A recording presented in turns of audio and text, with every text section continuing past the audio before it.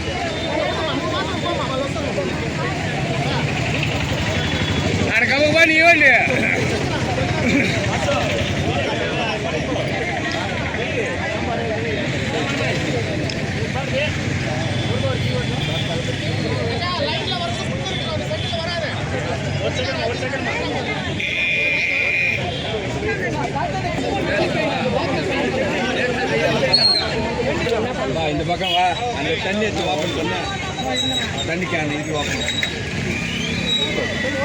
அதை எடுத்து ஓப்பன் பண்ணி போய் மின்னி இங்கிரு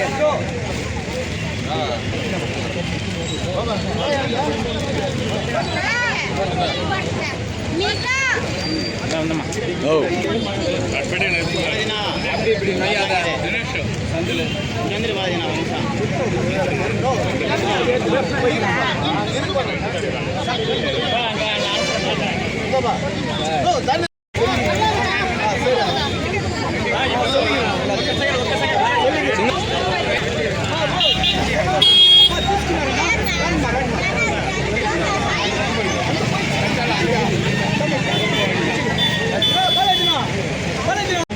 शमशीर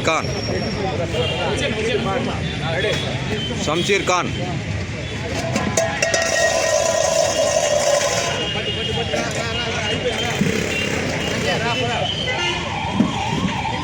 శ్రీ నితిన్ నబీన్ గారి ఆదేశంతో అలాగే రాష్ట్ర అధ్యక్షులు శ్రీ పివిఎన్ మాధవ్ గారి మార్గనిర్దేశంలో దేశవ్యాప్తంగా బీజేపీ జెండా ఆవిష్కరణ కార్యక్రమాలు ఘనంగా జరుగుతున్నాయి. అందులో భాగంగా చిత్తూరు జిల్లాలో జిల్లా కేంద్రమైన చిత్తూరులో సెంట్రల్ మండల అధ్యక్షుడు మరియు 37వ డివిజన్ ఇన్ఛార్జి షణ్ముగం ఆధ్వర్యంలో ఈరోజు ఎంఎస్ఆర్ సర్కిల్లో నూతనంగా పతాకావిష్కరణ చేయడం జరిగింది.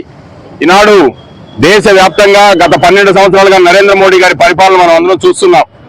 ఒకప్పుడు భారతీయ జనతా పార్టీ అంటే అగ్రవర్ణాల పార్టీ అని, ఇక అనేక విధంగా మతతత్వ పార్టీలను విమర్శించే కుహాన లౌకికవాద పార్టీలు ఈ రోజు దేశంలో ఏం చేస్తున్నాయి?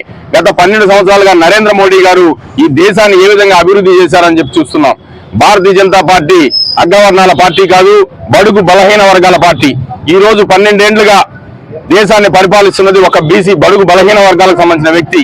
మేము రాష్ట్రపతులుగా చేసిన వ్యక్తులు చూడండి. మొదటగా ఒక దళిత వర్గానికి సంబంధించిన రామ్నాథ్ కోవింద్ గారిని రాష్ట్రపతిని చేశాం. అదేవిధంగా ఈ రోజు భారతదేశ చరిత్రలో 70 ఏళ్ల స్వతంత్ర చరిత్రలో ఏనాడు ఉన్నత పదవికి నోచుకొని ఒక ఎస్టీ వర్గానికి సంబంధించిన మహిళని ఈ రోజు రాష్ట్రపతిగా చేసిన ఘనత భారతీయ జనతా పార్టీది.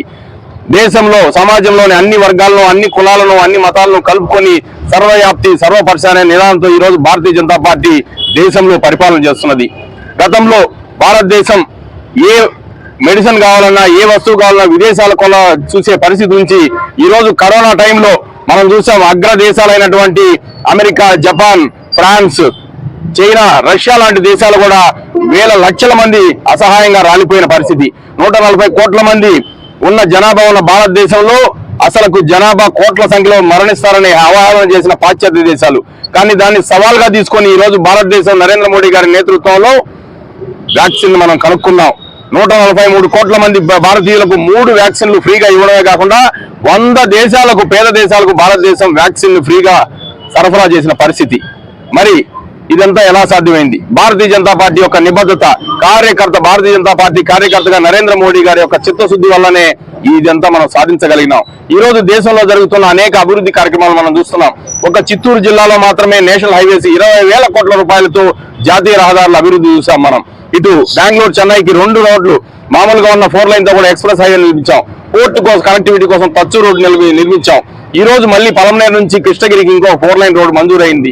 ఇలా చిత్తూరు నుంచి కడప రోడ్డు కావచ్చు, దాదాపు చిత్తూరు నుంచి నాయుడుపేట రోడ్డు కావచ్చు, చిత్తూరుకు ఉన్నంత కనెక్టివిటీ ఈ ఆంధ్రప్రదేశ్ లో ఏ జిల్లా హెడ్ క్వార్టర్ లేదు. 4 మెగా సిటీస్ కి మనకు కనెక్టివిటీ ఉంది. బెంగళూరు, చెన్నై, హైదరాబాద్, విజయవాడకు.